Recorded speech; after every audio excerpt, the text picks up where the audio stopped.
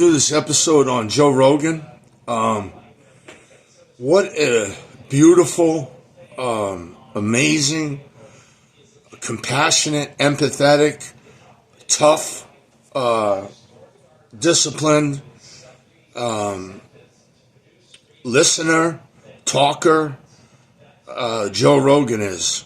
I mean, we're so blessed to have Joe Rogan and Tucker Carlson and Alex Jones and Tulsi Gabbard and all the rest of them that I'm not mentioning right now.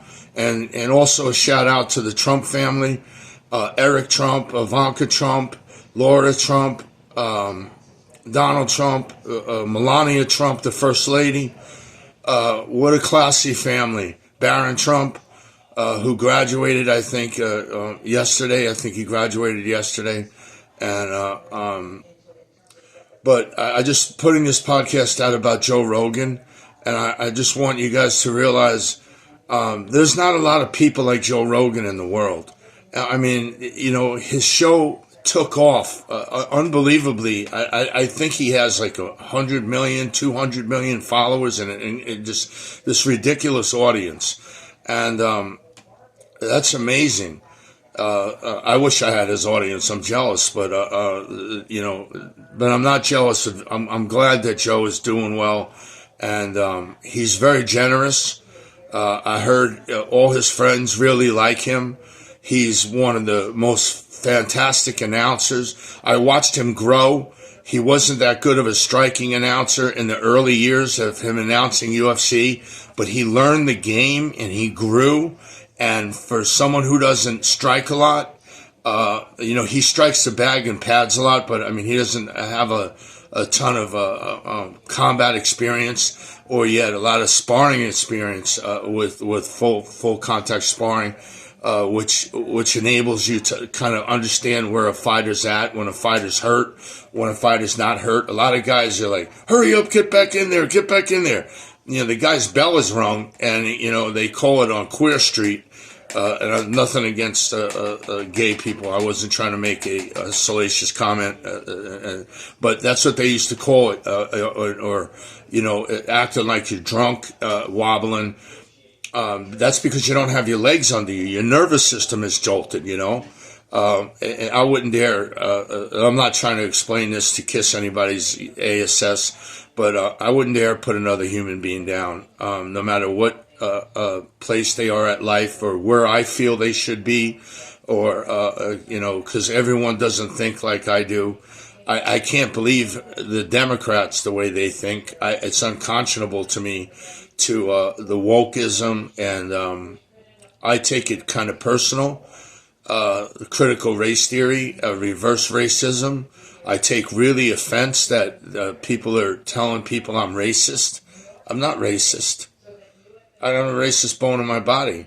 Do I like to be around more white people than black people or Mexican people or Asian people or Indian people? Yeah. I think a lot of people like to stick to their own cultures. Does that make them racist? No, it doesn't make them racist. It just makes them want to stick to their own culture. You know, a lot of people marry, you know, Asians marry within Asians. Very, you know, few times do they marry outside of the Asian community. And, you know, human beings are human beings, and they should be judged on their merit and conduct, not on the skin color of their, including me. I shouldn't be judged on my skin color for crimes my great ancestors committed. You know, I'm Italian, so we came over from Italy. I'm full-blooded Italian, and I listen.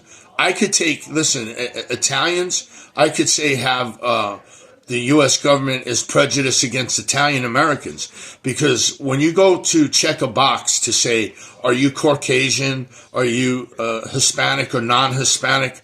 What is non-Hispanic? Okay, first of all, Italy is a country. Italian is a culture. I was born Italian.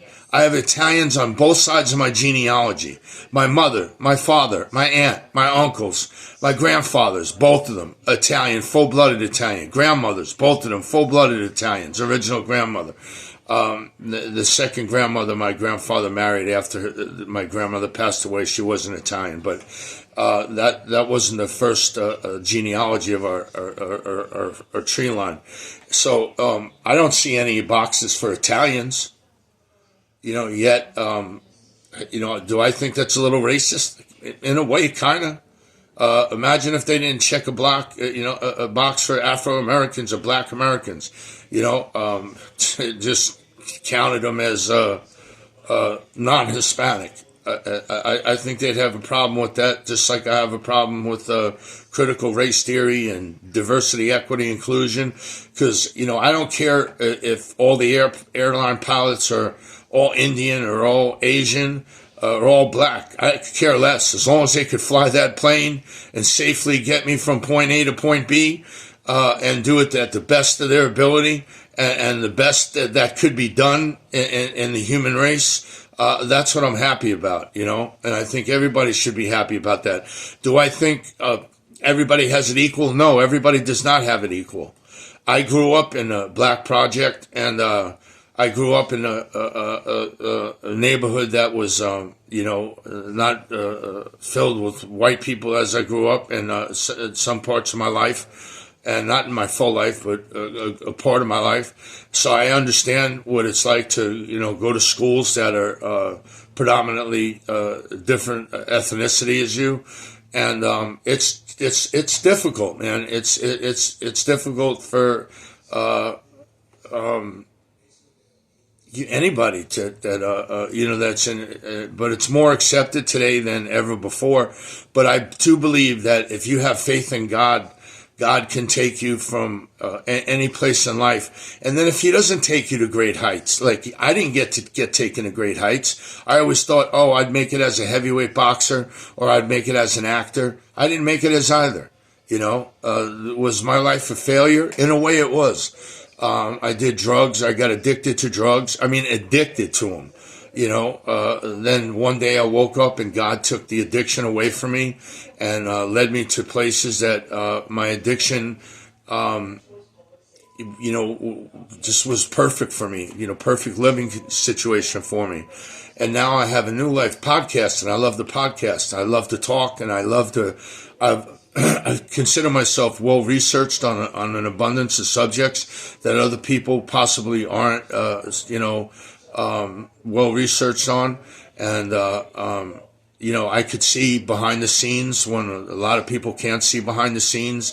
And I say this, the little things in people are not little. They're everything.